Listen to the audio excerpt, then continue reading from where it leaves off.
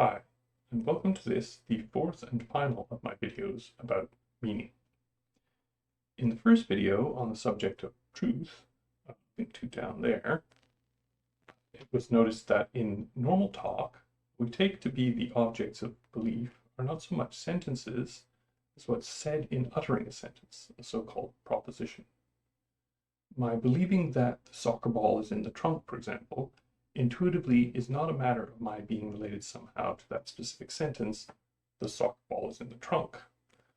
Indeed, I might believe this very thing, even though I would use the words, the football is in the boot, to express it. It is rather, intuitively, a matter of my being related somehow to what is said in uttering either of those sentences, the proposition, so-called, that they express. Propositions have loomed large in philosophy of language, and many accounts of them have been given in the quest to make sense of the facts just mentioned, among others.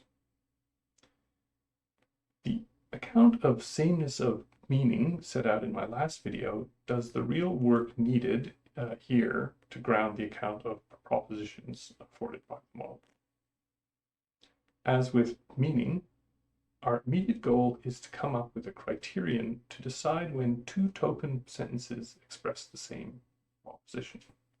Thinking of a sentence as a sequence or ordered set of phrases, the obvious criterion for sameness of proposition is token sentences P1 and P2 express the same proposition just in case their respective constituent phrases can be mapped in order one-to-one, and the phrases of each pair in the mapping have the same meaning.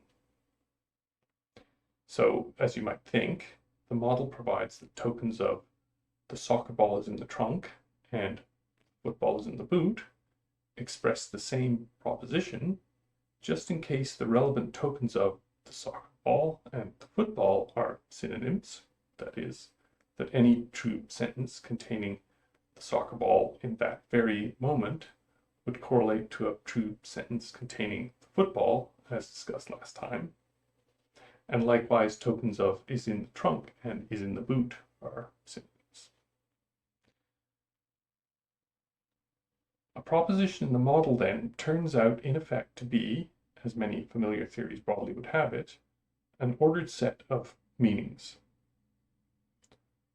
Unlike in some familiar theories, though, there's no burden to explain how these meanings combine to constitute a unified whole capable of bearing truth.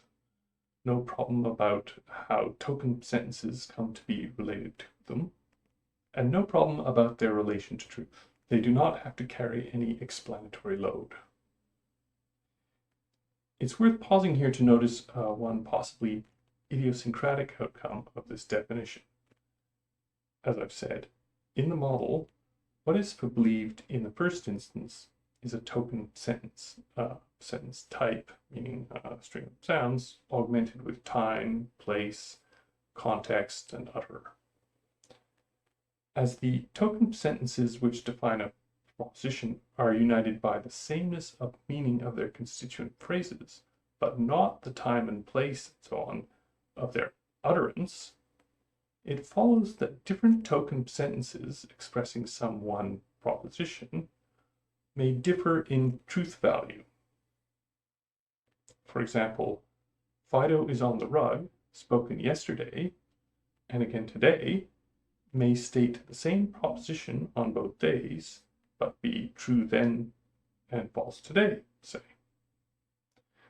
This I take to be a feature.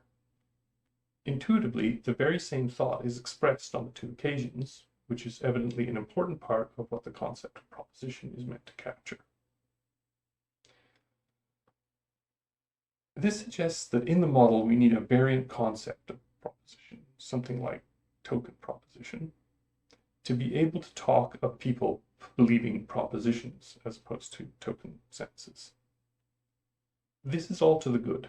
The model is simply doing the salutary job, in my opinion, of emphasizing the need for distinctions which sometimes are overlooked.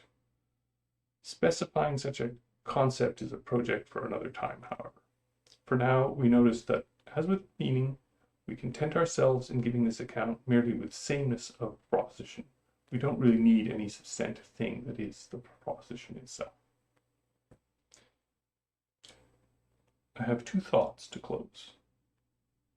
First, the account permits us to make clear sense of propositions whose truth is invariant. Consider a sentence in the model, water is H2O, say. We can stipulate that within the model, it's easy, without any context, to come up with fairly precise default meaning determining moment sets, meanings for water, for H2O, and by extension, the proposition expressed. Because this sentence is time and position independent, all elements of the proposition set will be true, if any is. But, and this is the second closing thought, let's now contrive a scenario in which a conspiring drink smuggler, in talking about the contents of a bottle of 180 proof alcohol, cleverly says to his co-conspirators, "The water is in the bottle," thinking he will thus evade suspicion. I think many would agree that in such a context, our smuggler could successfully use the words "the water" to refer to what's in the bottle, namely alcohol.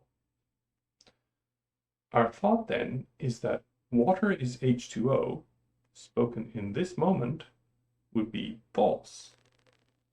Our account of meaning and propositions provides that water at this moment would have a meaning different than the default meaning of water just discussed, and therefore that a different proposition would be expressed. The theory has, I think, interesting and compelling things to say about the meanings of phrases in the context of attributions of belief and other intentional attitudes like hoping and doubting.